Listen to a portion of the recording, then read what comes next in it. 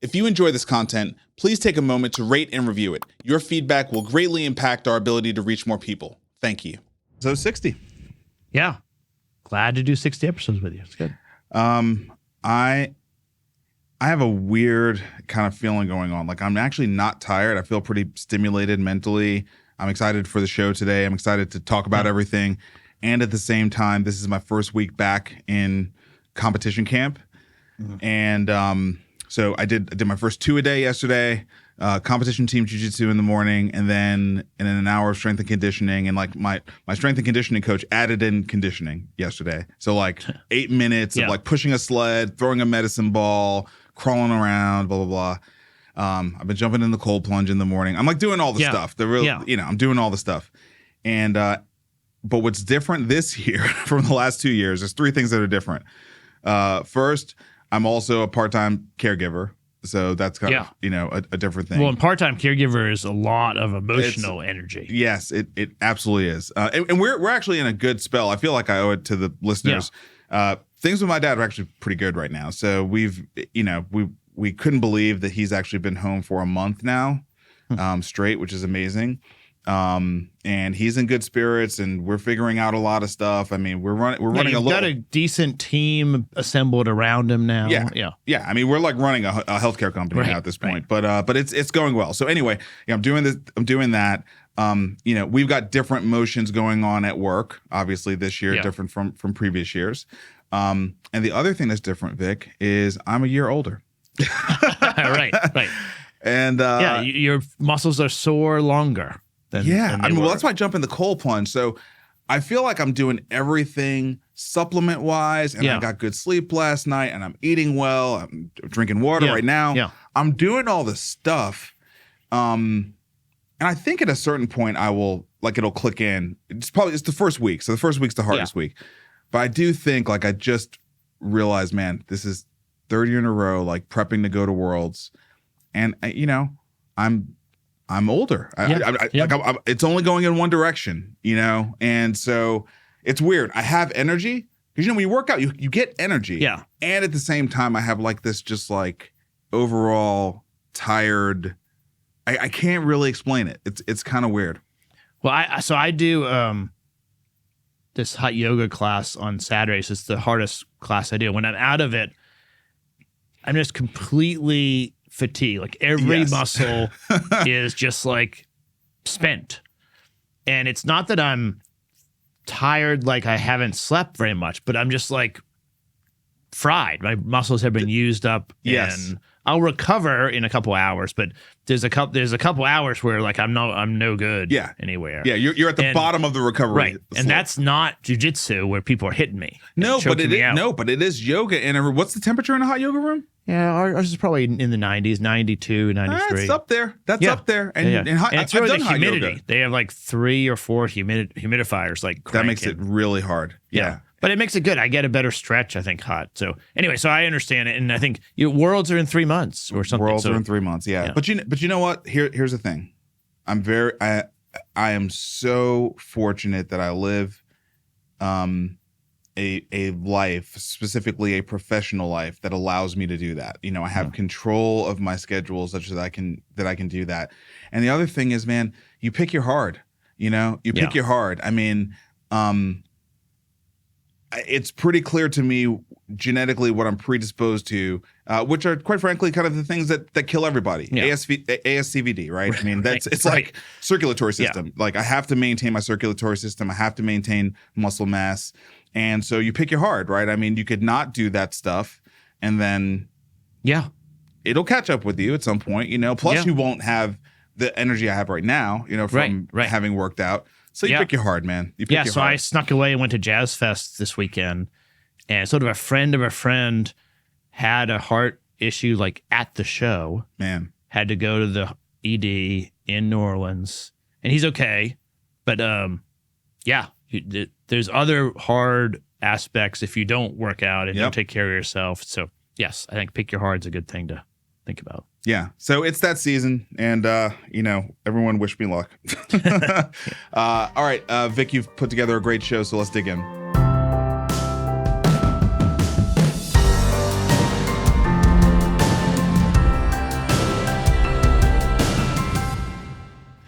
Starting with the economy. So jobs, man, coming into election season, if you're the incumbent, you want to be able to say jobs are strong. Yeah. You want to be able to say economic growth is strong.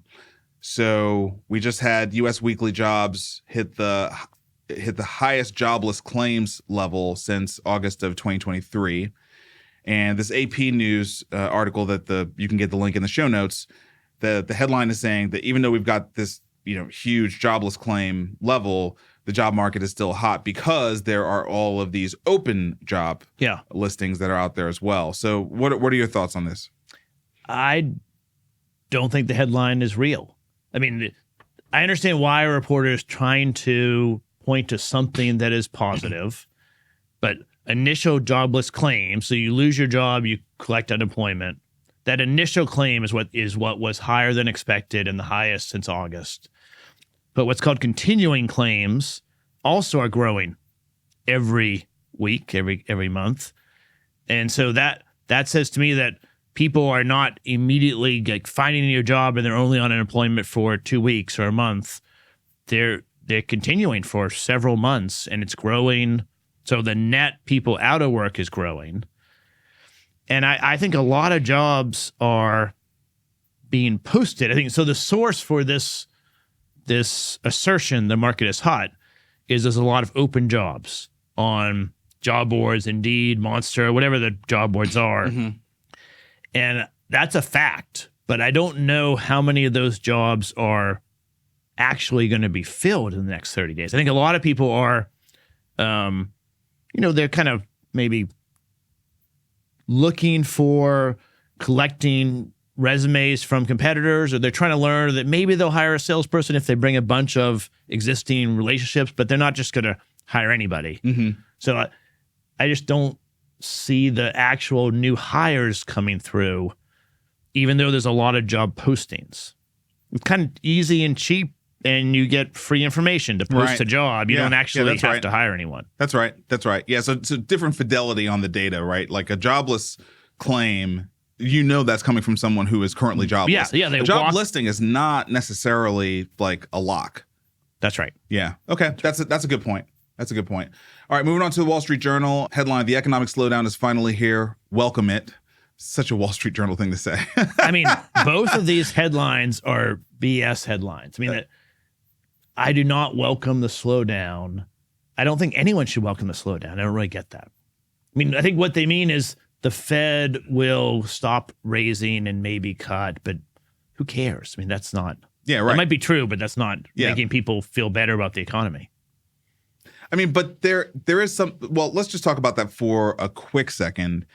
There does seem to be a growing camp of people who are saying that we are moving towards a recession, and that is what is more likely than inflation decreasing to 2% to be the thing that drives the Fed to cut rates.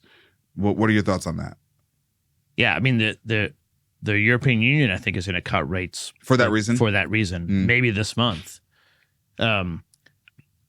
I think we might have a recession, but I also think inflation is not coming down to the Fed target rate of 2%. And so maybe the Fed will decide that propping up the economy is more important, but that's going to then lead to higher inflation. Maybe they'll change their target to something higher than 2%. I just don't see how it is. I don't think inflation is going to come down quickly enough. When you say recession, I know there's a technical term for it. What is it? 2 quarters in a row? 2 quarters of GDP decline. Yeah. So we've got one. We've got one. Yeah, we just had one. Yeah, we just had one. So and if you look at the government spending, so GDP is made up of a couple components: government spending, the consumer, business investment. It's probably something else I'm forgetting, but the consumer is the biggest component by size. Right. And the consumer has slowed. The consumer has slowed dramatically. They have a picture of Starbucks. Starbucks missed earnings and was talking about how hard the consumer is. Yeah. The government spending has been really propping up the economy for the last year. And some of that is I think, really needed. like the chips, onshoring the chips, which is really a strategically valuable asset. It will create, some manufacturing jobs and some, chip manufacturing jobs. It's going to be creating good jobs that I think Americans want. But then there probably is some aspect of government spending that is extra, that they're sort of spending on things that we don't need to be spending on. Mm-hmm. So anyway, I lost the train of thought. So a recession would be 2 quarters in a row of that. Right. And we could easily have 2 quarters in a row. Yeah. I mean, it seems like we're trending in that direction. Yeah. And so the fear is like a stagnant economy with high inflation. Yeah. That's the fear that everyone has because we remember or we've heard stories about the 70s. Yeah, I mean, you and I were young. Yeah. But that seems like a decent probability. Yeah, it does. It does seem like we're shifting from this feeling of Goldilocks to stagflation. And stagflation is kind of a sneaky one, right? Because it doesn't feel that bad. It's not like a massive decline, but inflation stays sticky and the economy just kind of doesn't go anywhere. And so you're kind of stuck in the middle. And what are your tools except for cutting rates, right? To sort of try to drive some consumer activity.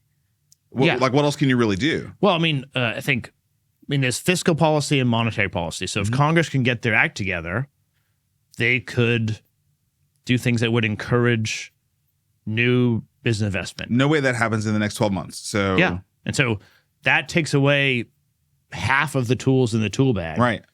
And the Fed monetary policy just doesn't really have a good solution to stagflation. I don't think it does. Their options are try to boost economic growth, and that might help economic growth, but it would then lead to more inflation. Yeah, or they can do nothing, and then they're going to have not much or negative growth, which is they could lower rates. They could do some QE, increase money supply, and try to get the banks, to do more lending. Yeah, to try to prop up more activity, right? I mean, and we know what the effect is, right? Like it flows through financial assets, stock market, and then other markets, venture, crypto. It could be good for our core business, but it would drive inflation. It drives inflation.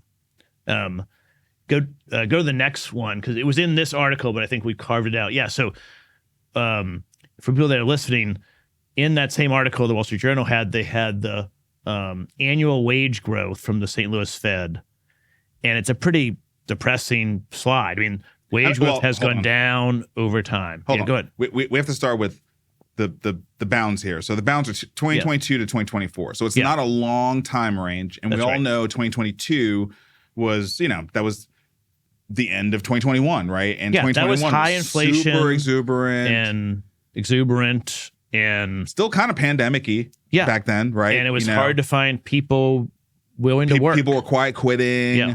You couldn't get people to do anything. They had stimulus checks were still flowing around at that point. So some of that has to do with why the wage growth was year over year up in the 5.5 to 5.75 range. Yeah. So for people listening, in 2022 is where the chart starts, and it was 5.75. Then it bounced around 5.2, 5.9. Yeah. And then as we get to 23, it comes down fairly dramatically to like 4.5% growth. Yep.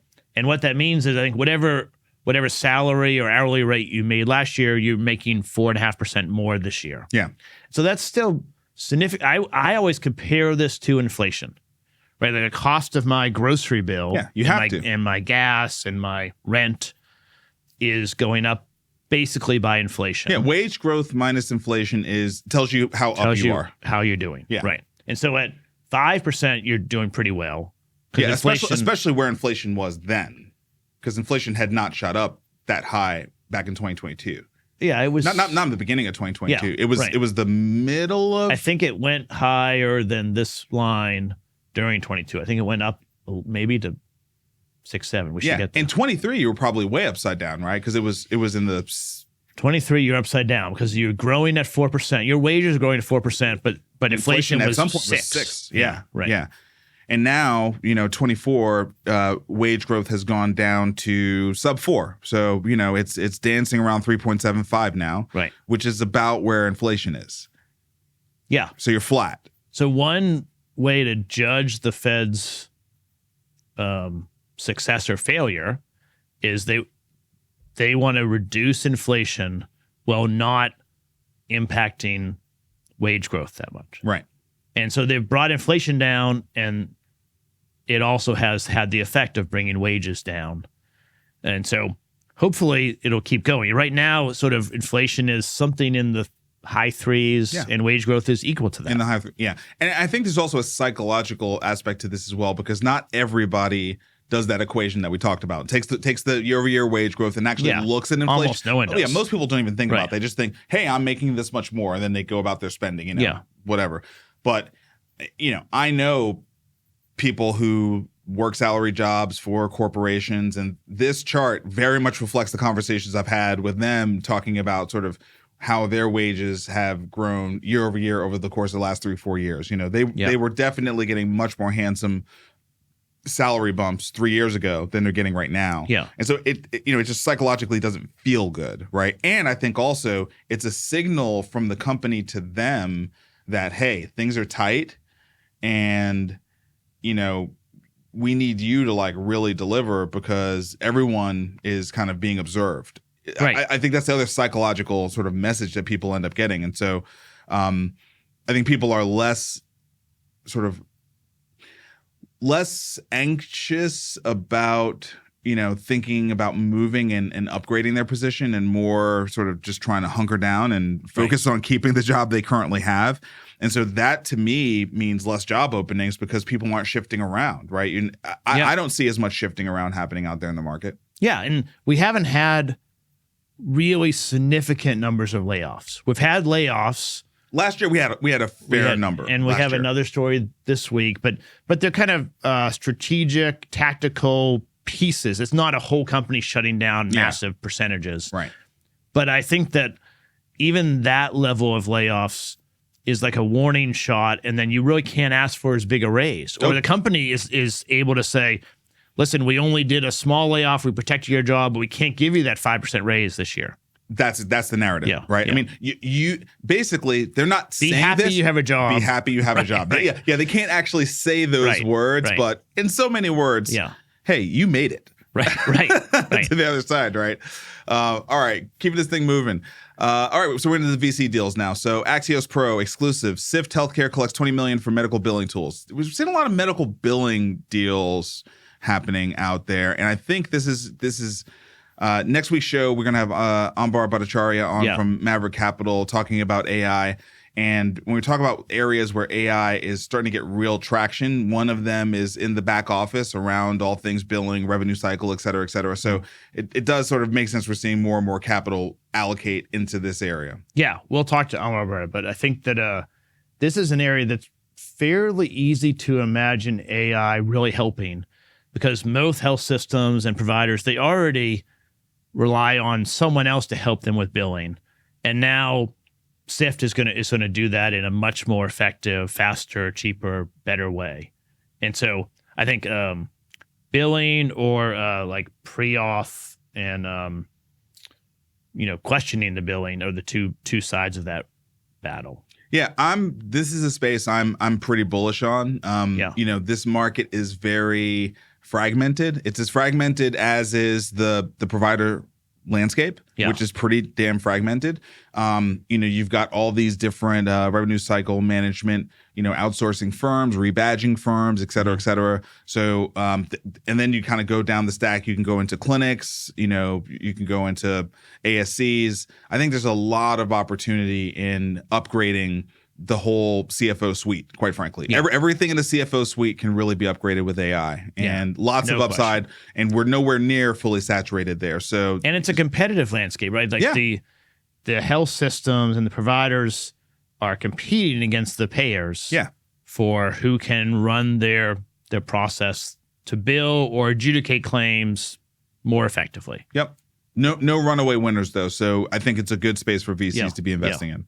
All right, Rad AI clinches $50 million to scale generative AI tech for radiologists. So I mean, another early adopter use case that Yep. we're seeing a lot of. Yep. And no one seems to sort of have an issue with radiologists leveraging AI. I mean, you know, the radiologist is doing image recognition. Yeah. So the idea that AI can do that better, I think everyone just generally accepts that. Yeah, I think that's right. Let's see who's participating in this round. Coastal Ventures led the round, Yeah. so that's strong. That's strong. Right. Series B, 50 million from Coastal Ventures. That's really strong. All right, next deal. In-house Health nabs $4 million to build out AI-enabled scheduling platform for nursing teams. That's a seed round. Yeah. Who backed this one? I want to. NEA. Oh, really? Okay. So, and that's why I normally wouldn't have brought up an early round, but NEA is pretty good. No, for sure. And they do seed deals. They're kind of a full stack investor, Right. but if they do a seed deal, you know they can carry that thing all the way through to Series C if they want to. So so I know this space pretty well. We in Jumpstart Foundry, we had a company doing pretty similar, using AI to help with scheduling for nurse staffing and all of the not doctor, lower licensure to the doctor staffing is typically done on Excel today. And it's very complicated we need different certifications. So you have enough coverage always on the floor. Then you have union rules based on state. There's a lot of complexity to it. It's a great place for AI. We had an asset doing that we sold about 6 months ago. And so I'm happy for NEA to come in, but it's a good space. Yep.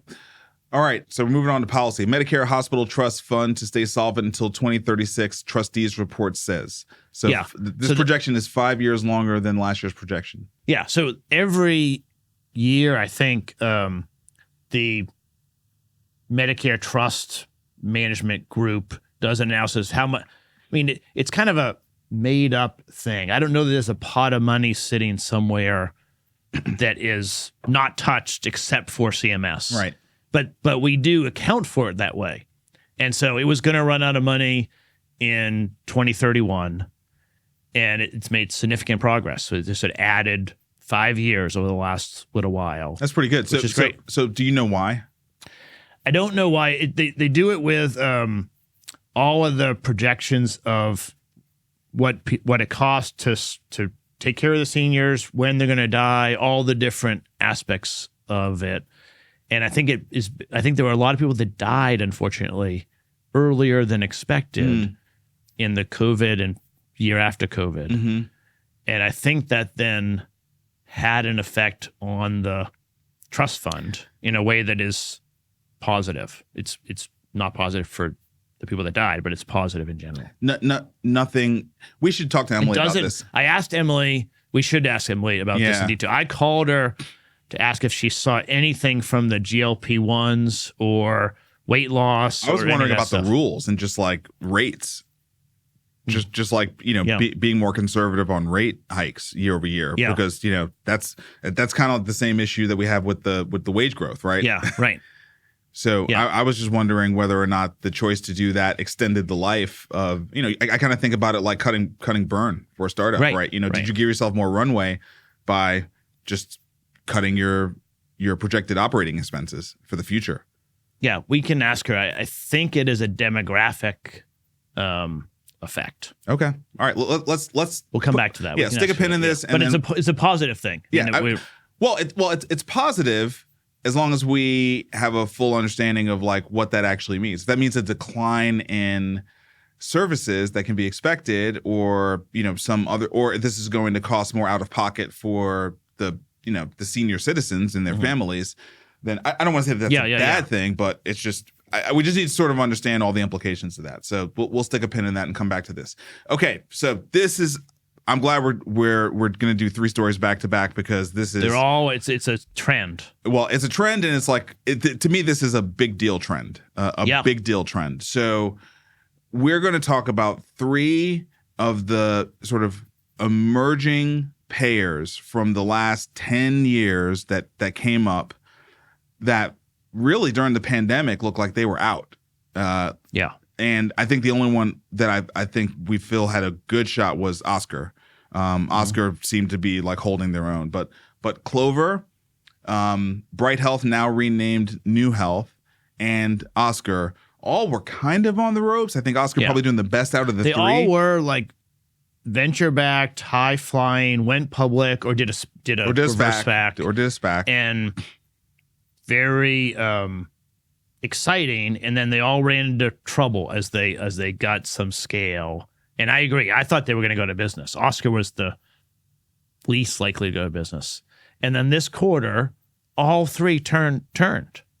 And so I have a couple ideas about it. We need to find a guest who really knows this space to see what changed. But they all seem to be turning the corner. Yeah, so in the case of Clover, they raised their full year adjusted EBITDA guidance, announced a share repurchase program of up to $20 million. That's a big deal. Yeah. That's a really big deal. It means they have cash. They have cash. Right. Yeah. And they're also like adjusted their EBITDA to the positive. Yeah. Their medical cost ratio, MLR, improved to 77.9%. Now, 77.9% would not be considered great, but if it's improving, then that's great. Right. If it's improving, it needs to be in the 85% range. Yeah. Yeah. So if it's improving, then that's great. And their company net loss was $23.2 million compared to nearly $80 million in the first quarter of 2023. That's a huge swing in 12 months' time. Huge swing. So what are your thoughts here? Because this is a Medicare Advantage, company. Yeah. Yeah. So, I mean, the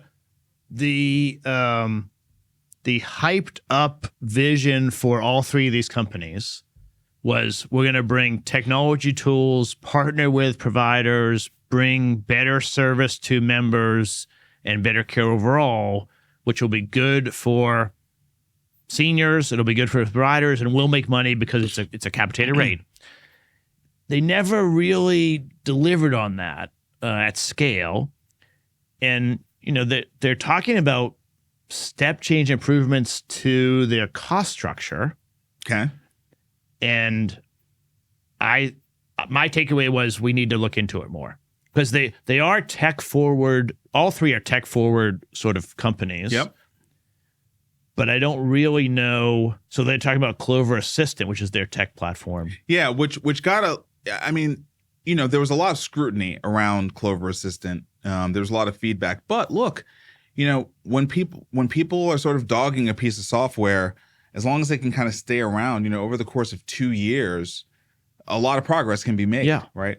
Yeah. They can learn from interactions and upgrade it. Yeah. And also AI has made tremendous progress over the last 2 years. So if they've been able to incorporate AI to, in some really meaningful ways, that could. Right. Yeah. That could be proven to be very beneficial for their business. So anyway, Clover that's a ridiculous quarter if you consider, all three reducing your loss from, 80 million to 20 million. That's fantastic. NeueHealth, $242 million in revenue, turns a small adjusted EBITDA profit. Now, adjusted EBITDA is a kind of a weird number. But still, it seems like the rebrand of Bright Health was for good reason because it looks like probably under different leadership with a different cost structure and probably a different strategy. They're turning it around. Yeah, and they had positive net income, and so adjusted EBITDA is always challenging to unpack. But they have a long way to go, maybe. But it seems like all three have like turned a corner, and they now have much more opportunity. Yeah, they're slowing the bleeding, right? And I think there is a lot to be said for what happens in a world where they survive, right? Yeah. Where they survive and they are added to the payer landscape. It's positive for everyone, I think. Maybe not for United and Humana, but in general for the healthcare system, having more payers competing in Medicare Advantage is good. For sure, and as we've said a lot of times, it changes the landscape for innovators, because your surface area of partners grows, expands, right? So that's why I think that's a big deal. It's a huge thing for startups and innovators. Exactly. If you have some new way to help a particular niche disease state, if these three go away, you have a very limited set of maybe 8 payers. That's right. And so it's great. That's exactly right. And then Oscar Health records first quarterly net profit exceeds EPS expectations. So Oscar, like I said several times, they were the strongest coming into this quarter. Yes, and Oscar's is mostly focused on the commercial market and employers, right? I think they have a Medicare piece too, but they have both. Okay, all right.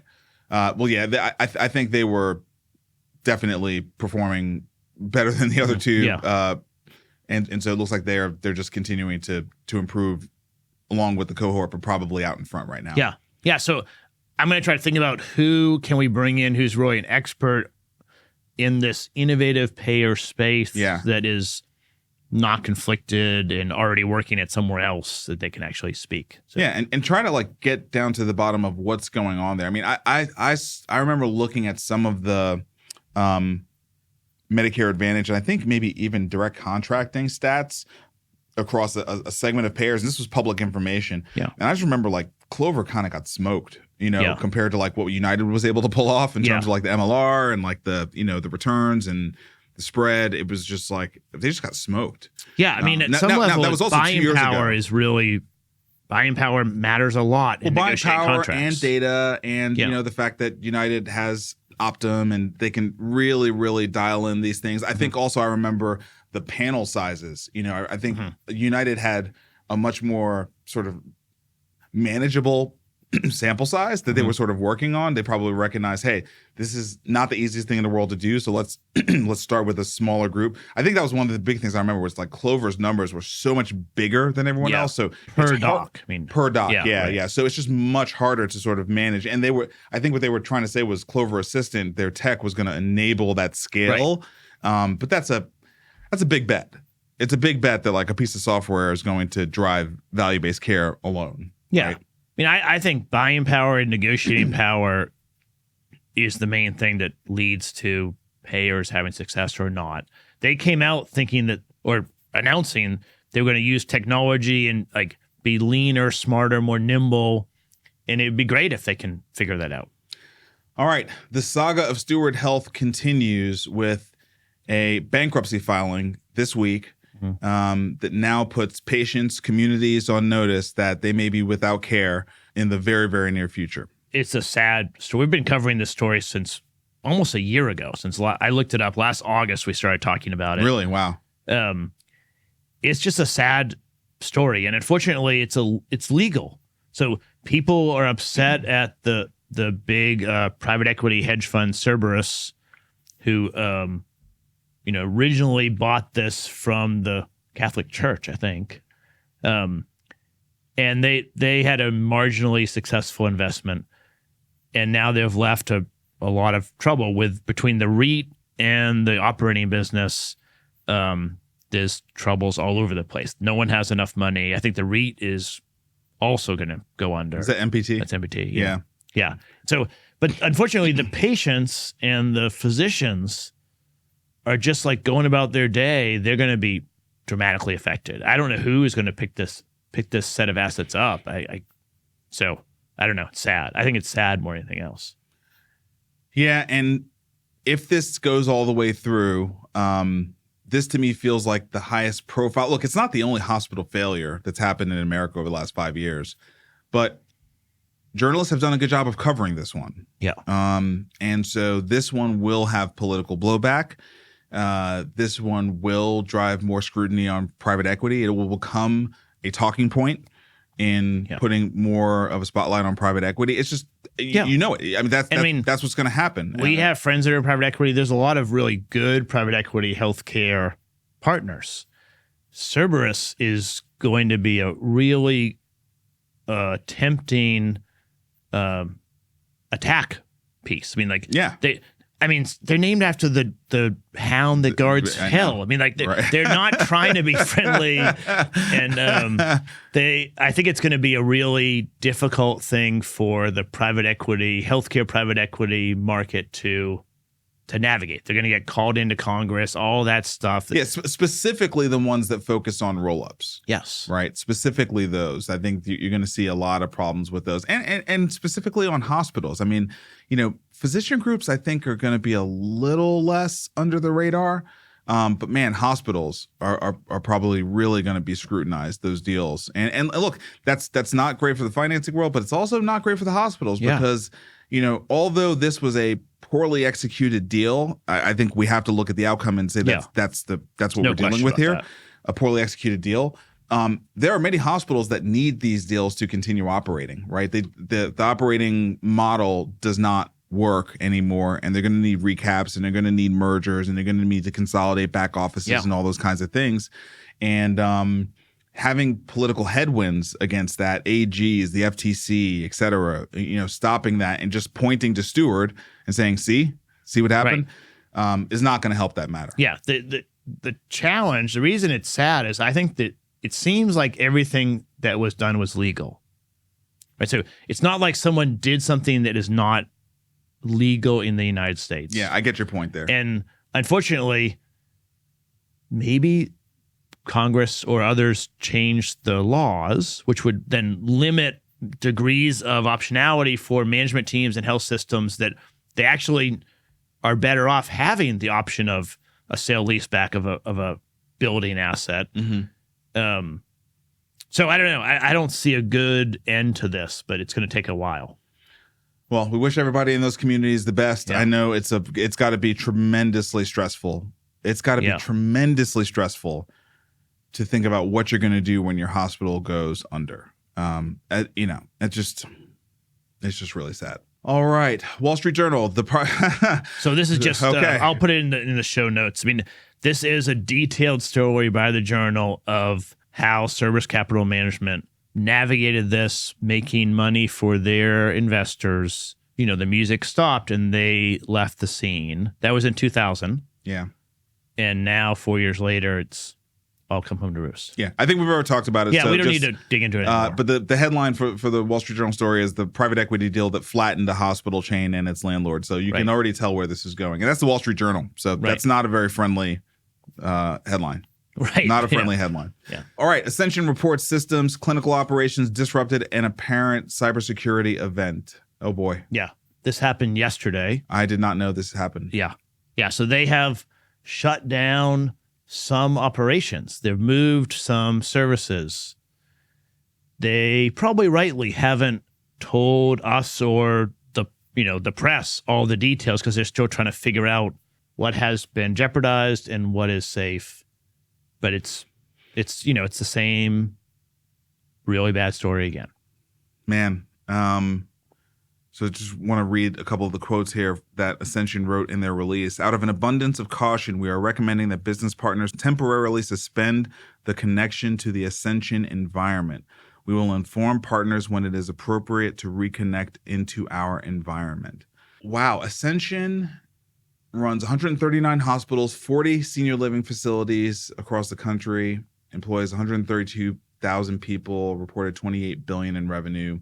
I think the thing that is most startling to me about this is that, Ascension is in a lot of different markets, and this reads like a whole health system level event. Now, it is very early, and they're probably just holding off on communicating until they've done their audit and their diligence. So we ought to give them the time to do that. But gosh, if a cybersecurity event happened at a broad network level, this is always the thing that scares me most about centralization. Yeah. Right, of centralization of networks is we're talking about 139 hospitals across the country, right? Yeah. And so we know in the article they disclosed that they discovered the issue in St. Louis. Okay. And they have shut down all ambulance transport to the Detroit area facilities because they are not willing to accept patients anymore. So we know it is at least in St. Louis metro area and Detroit. Wow. And then we don't know how many other areas it's in, but it's in at least two. And in Detroit, they just did that deal with Henry Ford. Yeah. So that's probably affecting Henry Ford as well. I mean, Henry Ford has a lot of systems that are connected to Ascension that they need to turn off now. Right. Yeah, because I mean that's a JV, so I'm sure that there's some integrations. Yeah, that I mean you know better than I do. These systems are integrated at thousands of points. It's not easy to just turn that off. Well, I keep doing the work. Well, I think that's the part we're going to learn in the coming weeks. But it's the thing that I think is so scary. I don't know anything about the architecture of Ascension's cybersecurity, setup, how their network is set up, how their EMR is set up. I don't know how centralized it is. I don't know. Yeah. So that's.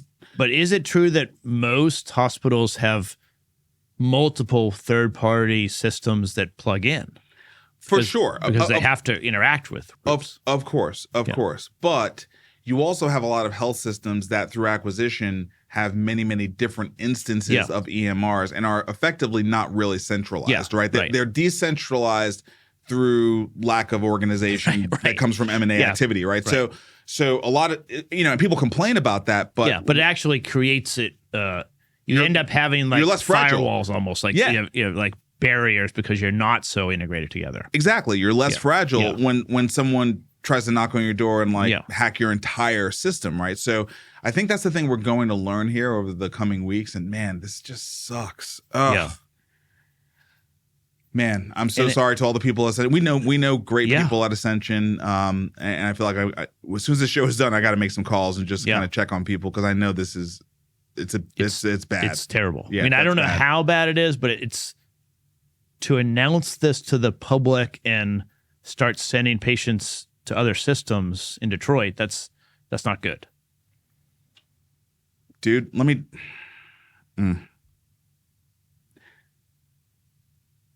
An Ascension system was critical in my family's life. Yeah. Over the last 120 days. So this kind of hits home a little bit, man. Just to even think that they wouldn't have been able to do their work. Yeah, like in that moment. There are Ascension facilities in Detroit. It's in the article. They're sending the ambulances elsewhere. They can't accept it. It's terrifying. It's just scary. I mean, these last two stories are so really scary. Yeah. That's really scary. All right. So we can turn positive. We have some positive stories. Yeah. So there's maybe there's several stories around cell and gene therapy. And just this week there's a bunch of really, really exciting stuff and one really bad story. Yeah. So it's not all good. Right. But we should talk through it. So this 12-year-old boy in D.C. got approved for sickle cell gene therapy. I don't think he's gotten the treatment yet, or he's about to, but it's great. I mean, it's very hopeful. Yeah, I mean, this is just such a massive deal, and it feels like we are knocking on the door of an entire new era of therapeutics. Yeah. The intersection of, gene and cell therapy and AI is just like, I mean, these technologies are just going to blow our minds with the things that they're able to do. Yes. Just flat out cure stuff. Yeah. So like at the genetic level. This 12-year-old boy is going to get, I think it's one treatment, and if it goes well, he won't have sickle cell anemia anymore. Yeah. Well, I mean, for people who don't understand, like sickle cell, it's a genetic it's disorder. And it's very difficult to live with. Like, you don't have the same energy level. You can die from it too. Yeah. We need to be clear. Like, it's very difficult to live with. There's all sorts of terrible, painful symptoms that come with it. There's energy level issues that come from it. And because it's genetic, it affects Black people primarily. Maybe it's like 100%. Most of it. Yeah, it's a Black person's disease because it came from a genetic modification. That was useful in Africa. Correct. That we don't need here. Correct. Yeah. So anyway, the idea that this can just be cleared through a gene therapy and no longer all of the myriad of things that people were trying to do to manage it. Like all of that just can go away. Yeah, and we just go down to the root cause in your genes and fix it. Done, live a wonderful life, And all of that work and energy and economic activity around trying to manage it in a very, suboptimal way, like actually wasn't doing much for people, just goes away, right? So there's so much here, right? There's a revitalization of people's lives. There's massive economic shifts that can come around as well. And certainly, we're not going to see mainstream adoption of gene therapies because they're going to be really expensive in the beginning, right? And things like that. We need to figure out a new reimbursement model for sure for cures like this, right? Like cures, full on cure. Like you have sickle cell. Over your life, I don't know what the number is. We're going to spend millions of dollars caring for you, and you won't have a good quality of life. Yeah, and then we can spend a one-time expense, and you're cured. Right. Our reimbursement system with our payers and providers negotiating with each other does not support that kind of cure, and that's just because we didn't have cures before. Yeah, but it can be modified, but we need to figure out a new way to do it. Yeah, so it's going to be slow until we get that. Really, really exciting and excited for this 12-year-old boy. Good luck, young man. All right, so OpenCRISPR. First of all, can I just say I'm proud of you for digging up a story from GitHub. Yeah, I mean, way to go, man. Way to go, dude. I'm trying to learn about GitHub. So for those of you who are health system people and not engineers like me, GitHub is an open source community where developers share open source code and help each other. We talked about it last week. We talked about it last week because Anyway, so CRISPR is a technology that is adopted from nature. Like we found it. I don't think we invented it as a human. Yeah, and we have sort of co-opted it. We have co-opted it from bacteria and viruses use this technology. And then we found it. And then the Cas9 piece, the way I think about it is CRISPR is the genetic apparatus that can go into a DNA molecule and look for a particular set of DNA. And then the Cas9 is the thing it's looking for. Mm-hmm. I think the early commercialization efforts were not able to own CRISPR, but they could own the Cas9 flag or tag maybe. And so these guys used AI, or a group of people used AI over the last couple of months to find every similar tag like Cas9 that could exist in the universe, and they have posted it for free on GitHub. And it's literally to empower the entire world to use gene editing technology for any purposes that would be useful to mankind, because they're frustrated that they don't think someone should own this IP, which is wonderful. And maybe people will be frustrated if they're trying to invent something in Cas10 or some new thing, but I think it's going to really accelerate innovation, which I think is great. So we got to just talk for a second about what you just said, right? Because there's two things here that you just said. So the first is everything around CRISPR and Cas9 and the fact that we can do gene editing, and that's what's doing the sickle cell. Yeah, that's the basis of the sickle cell technology, right? So that's amazing. But what's really amazing here is that someone got around intellectual property rights by leveraging AI to just do the work to get to the same outcome. So you're not reverse engineering. You're literally starting from the same point of like, here's my objective, right? And you can't actually have intellectual property around an objective. You can have it around a method. Yeah. You can have it around a particular method, and you can say you can't steal my method, but you can't have it around like, here's what I'm trying to solve. You can't close out a domain of like solving a particular problem. That's not part of like intellectual property protection. But the marker that CRISPR is looking for, I think you can protect, almost like a copyright, or it's like the this combination of A, C, G, and there's 100 of them, we are protecting that. That's what Cas9 is, I think. We could have an expert on this too. We need a lot more guests. Let's get an expert on this, because what I think happened here is these people used AI. I think about this like AlphaGo.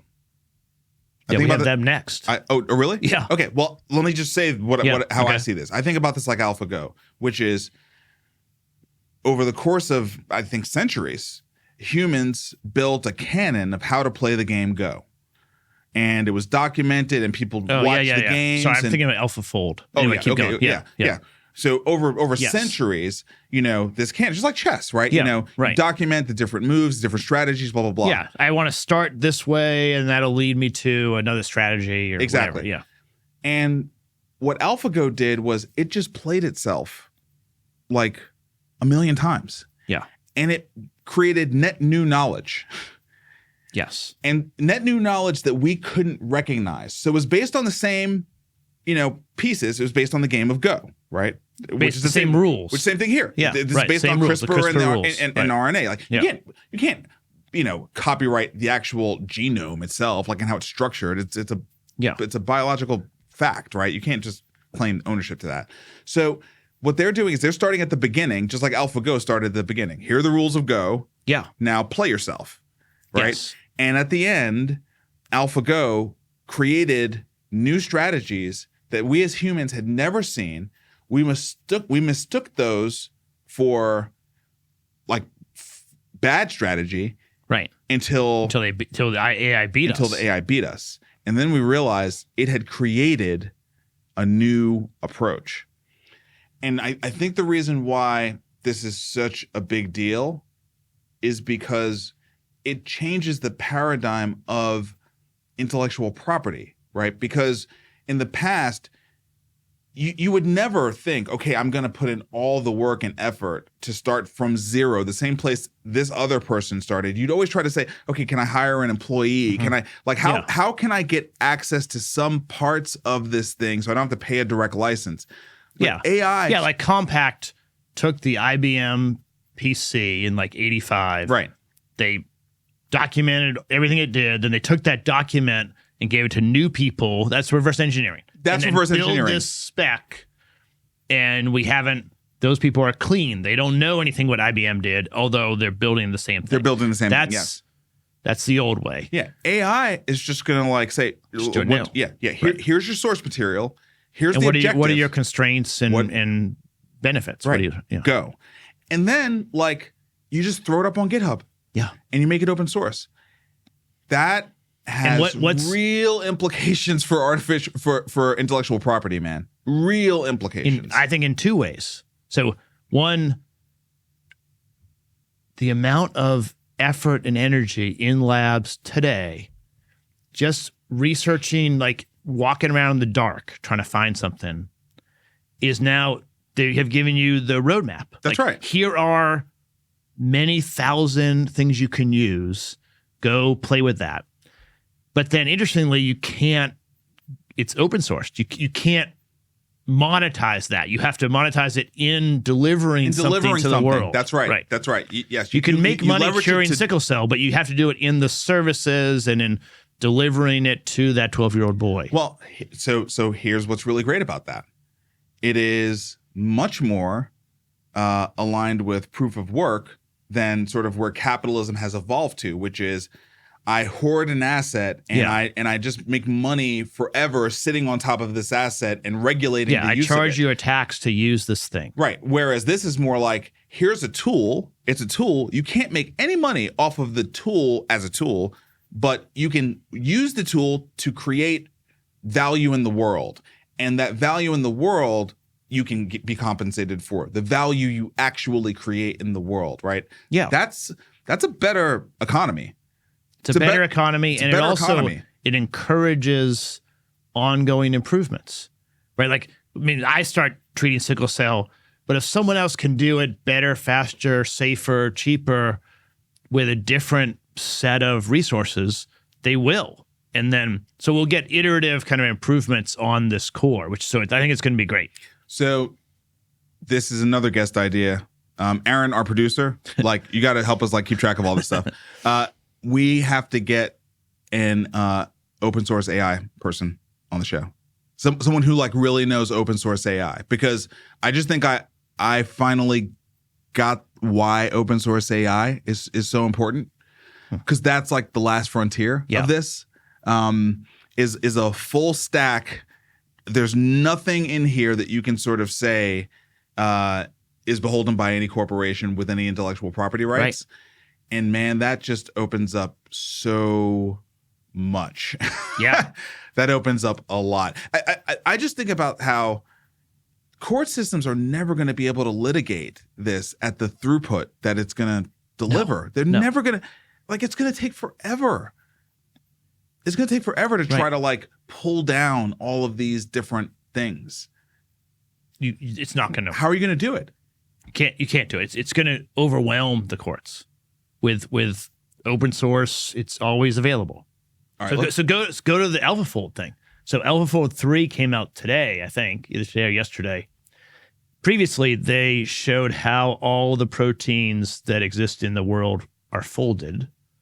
And now they've added other larger molecules and small molecules. So they've added like things around it. So you have DNA, RNA, protein, and then they added something called ligands. So you can see the entire sort of composite of how things fit together and how the biological systems like interact together. So how does an enzyme work? And again, they released it open source to the world today, so you can see how it all works. And there's so much opportunity for researching this and finding new drugs, new interventions. It's almost like hard for me to comprehend how much it is. Yeah, we live in amazing times right now. Yeah. All right, sad story, and this has been happening forever. So we don't want to overplay sort of the responsibility. Yeah, but if we talk about the company. great things around cell and gene therapy, I think we need to talk about the difficult things too. Yeah. So a young child died in a trial for Pfizer's Duchenne gene therapy. It's just sad. So he was a patient who had this rare type of muscular dystrophy. So he volunteered, or his parents volunteered him. Yeah. He was only 2 or 3. I don't really know the disease. I imagine it is not a great prognosis, or the parents wouldn't have put him into this, experimental trial. Yeah. But it was not successful, and he died of cardiac arrest. Yes. Yeah. So that's that's part of progress. Yeah. Right. So I mean, the gene therapy, man, it changes the genes in your entire body. Right. And we don't really understand. We don't understand how everything works. And so there's something that the researchers didn't understand that caused cardiac arrest. And look, this will continue to happen. Yeah. This will continue to happen. I think it's going to be important for us to, as society, as we're moving into this new phase of technologies, cell and gene therapy, self-driving cars, right? There's all these things, robots. Yeah. There's going to be casualties. Yeah. That's, the progress that we're moving into is going to come with loss of life. And that is, you don't want to be unempathetic, cold, or any of that kind of thing. You just have to acknowledge that is part of the process of progress. And it's I think about it like the New York subway. Or like a lot of people died in the making of the subway. Yeah. And I used it today. And millions of people, maybe billions of people have used the subway. Yeah. And I think they tried to be as safe as they could, but it was a long time ago. And that's sort of where we are with gene and cell therapy now too. Like this young boy died. Hopefully his parents went into the decision, with the full information. But I think if we're going to report positive, exciting things, I think we also have to talk about difficult aspects of this. Yeah. Loss of a child is just a terribly sad thing. So our thoughts and prayers with the parents. ending on a good note, a deaf toddler hears for the first time after pioneering gene therapy. So, gosh, can you imagine being the mother of this child? Yeah. And seeing the child like hear your voice for the first time? It's just, look, I just think like we're in an amazing time. Yeah. We're in an amazing time. We're getting down to the code level of ourselves. We're realizing we are code too, and we can modify the code. So if there's a bug or a problem that's this, I think it's a young girl, this child can't hear, they fixed it. So she can now. Yeah. Amazing. Okay. We're going to close that out. Moving on to Ozempic. So the quest for treatments to keep weight off after Ozempic, because as we all know, it only works as long as you keep using it. Right. Yeah. So there's two stories. There's this one in the journal talking about the search for treatments that can help maintain a weight. So you lose 50, 60, 70 pounds. How do you then maintain that new weight? And this story is talking about the need for new interventions or new help for patients. Yep. And then go to the next one, because it's more impactful. This procedure, which is called gastric muscle ablation, it is a treatment that takes about an hour. It's an outpatient treatment. Okay. And it's very, it's not very invasive. Different than bariatric surgery or the sleeve or something. This is, they modify the inside of your stomach through they use something to the mucous membrane. And it's like it's an ablation like they'll do with cardiac ablation. Yeah. But it's early, but it's had good results with very, very little risk, right? It takes an hour, it's not expensive, and they've had really good results. Yeah, they're saying here in the trial that patients are losing 50 to 60% of their excessive body weight within the first 6 months. So that's pretty impressive. Yeah. Yeah. So there's just a lot of attention now. Both these stories, I think, we are realizing, we've always kind of known it, but we're realizing if we can help people lose weight, and whether that's a GLP-1 or this surgery or any way we can get them to lose weight, it has really incredible downstream health effects across almost all the chronic diseases. Yeah, I think we're finally getting to the place where we're saying, hey, people are sovereign over their own bodies. People have different body types, and like literally, like we now can prove genetically, people have different body types.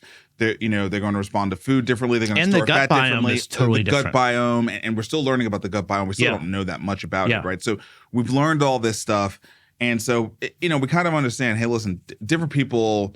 It's not willpower. It's not that's just right. Like someone is lazy. That's right. not real. That's right. And it's insulting and actually damaging to that person's ability to get better. That's right. And at the same time, the accumulation of excess visceral fat is completely connected to all-cause mortality. Like, yes. Like both of those things are true. No question. Both of those things are true. And so the more options we have for people across a spectrum, right, based on who they are and where they are in life and like what they need in order to be healthy, right? The more options we have, the better.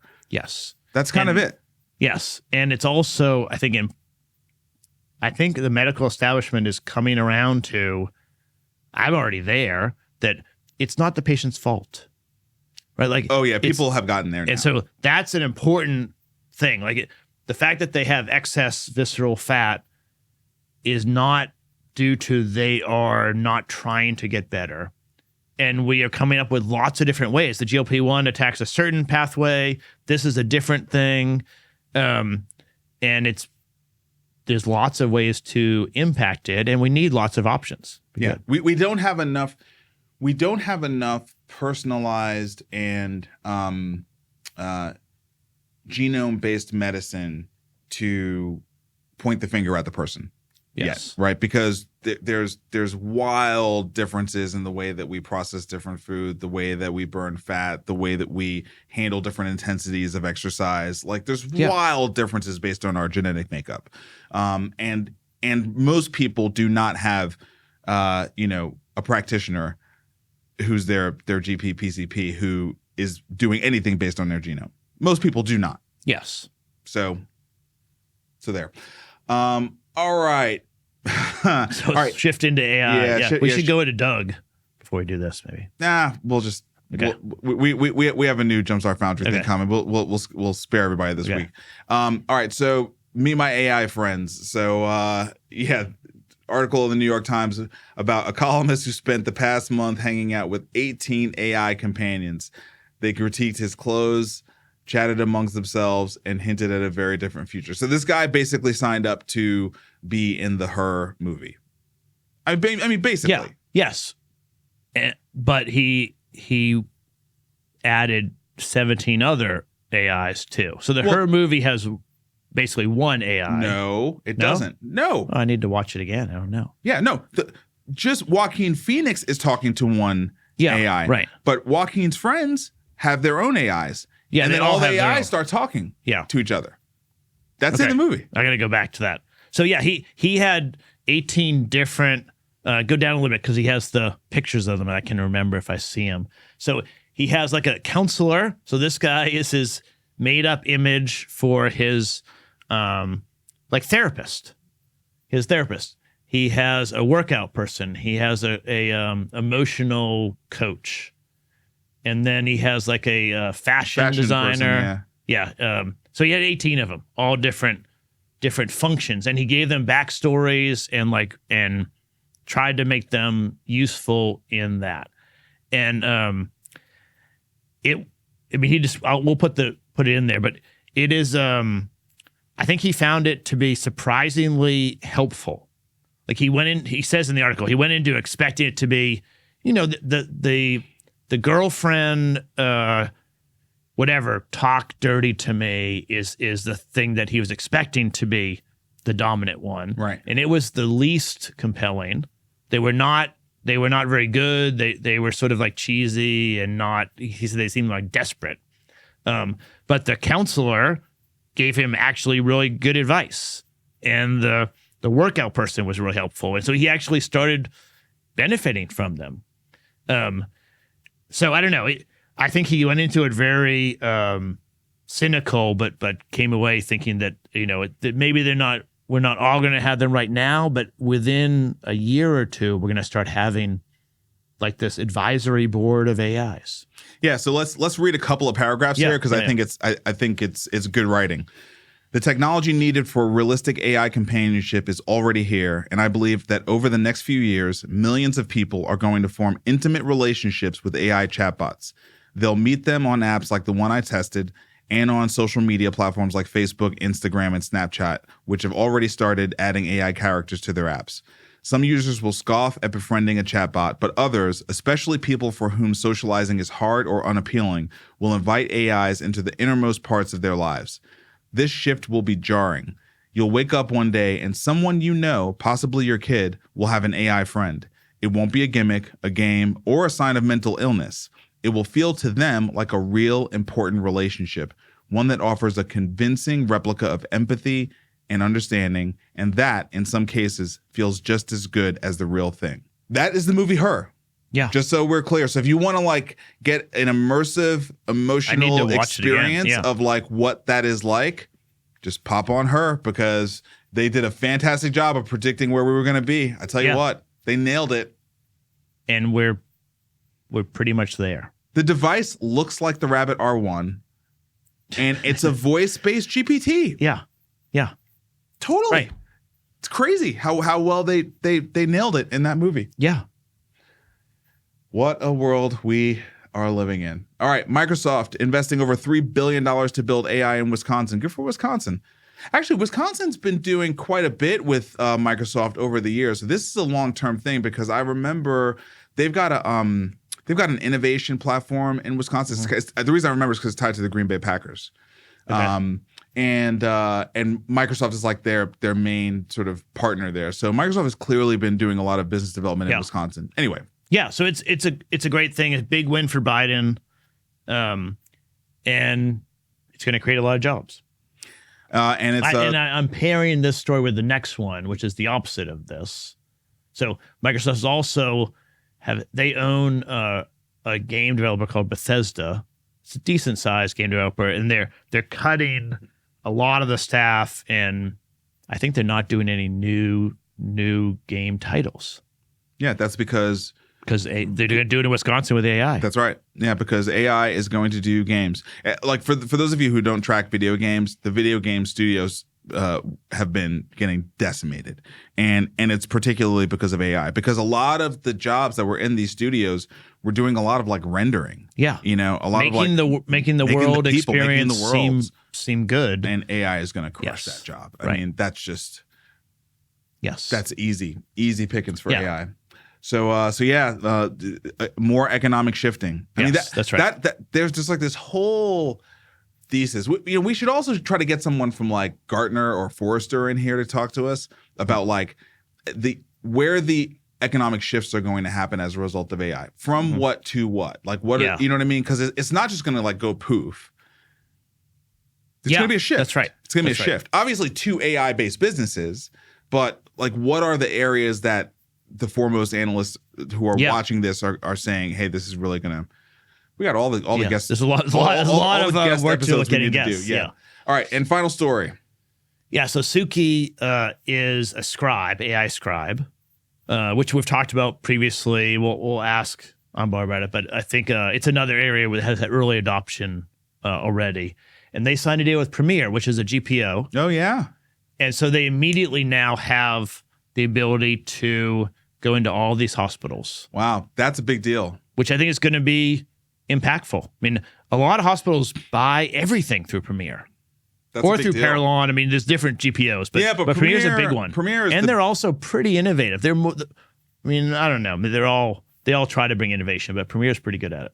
Yeah, and Premier's independent, whereas Health Trust is, I mean, they service way more than HCA, but it's part of the HCA platform. Yeah, yeah. So this seemed like a meaningful way that they might get a decent amount of uptake. Man, wow. And it's great. I mean, docs need scribing tools. I mean, I don't know why I didn't think about GPOs as like big channels for these AI companies, but I think this sets a precedent. I think we're going to see a lot more AI companies trying to, go through the GPO door. Yeah, because the health systems don't want to figure it out on their own. They'd much rather let Premier find the best scribing AI tool and just go with that. Yeah. All right, Vic, great show that you lined up. Thanks for putting it together. I will not be here next week. Yes, I have a guest host. Yes. Next Thursday is my 10-year wedding anniversary. Yeah, congratulations. Thank you. That's good. Thank you. Yeah, so I'll be out, so have a good time doing a show without me. You have a great guest lined up, by the way. Yeah. Yeah, so can I say who it is? Yeah. No? Yeah, so Paul Kappelman is one of the best health system operators that we know. We're both friends with him. Yeah. And he did a private equity backed fertility business. Yep. He was CEO of Ovation Fertility. At the peak. Yep. At a wonderful time to sell. Yep. And then he had some personal health problems in his family. He's fine, but he took some time off to sort of navigate that with his wife, which was hard. But he has time to do the show. So we'll get much more of a health system operator, private equity point of view, which would be great. And he's so smart and he's such a sweet guy. I'm sad I'm not going to be here, but I'm glad you got him to be a guest host. Yes, very we will good. Try to very keep good it selection going, without you. Very good selection. Okay, so anyway, we will see you guys next week without me, and then I'll be back in 2 weeks. Yeah, great. Thanks.